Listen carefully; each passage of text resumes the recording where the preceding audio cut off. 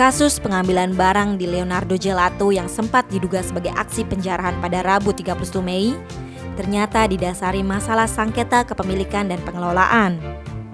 Disinyalir, salah satu pihak berusaha mengambil barang yang diklaim sebagai miliknya.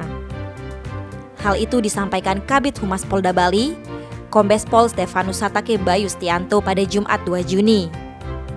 Sengketa ini disebut antara pria berinisial L dan CWT.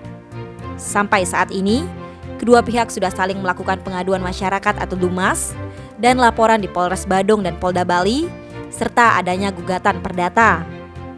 Dalam melaksanakan kegiatannya masing-masing, pihak-pihak yang bersengketa ini menggunakan pihak lain untuk membantu atau membackup.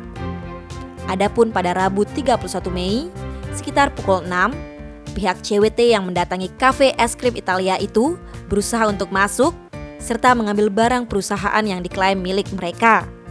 Sehingga atas tindakan pihak CWT, pihak L melaporkannya ke Polda Bali tentang pencurian dengan pemberatan. Mengingat masalah kepemilikan ini belum tuntas atau inkrah di meja hijau. Lebih lanjut, dengan adanya DUMAS dan laporan terkait kepemilikan dan pengelolaan Leonardo Gelato dari kedua pihak yang bersengketa, Satake mengatakan kepolisian segera melakukan gelar perkara.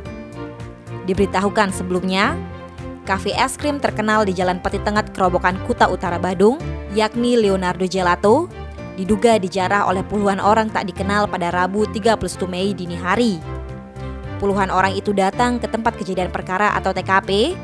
Mereka bahkan sempat mengambil HP satpam yang berjaga supaya tidak merekam. Lalu, mereka masuk dengan merusak pintu dan mengambil berbagai barang dalam jumlah cukup besar di dalam kafe es krim Italia ini. Barang-barang tersebut lantas diangkut menggunakan 6 truk yang telah disiapkan dan dibawa kabur.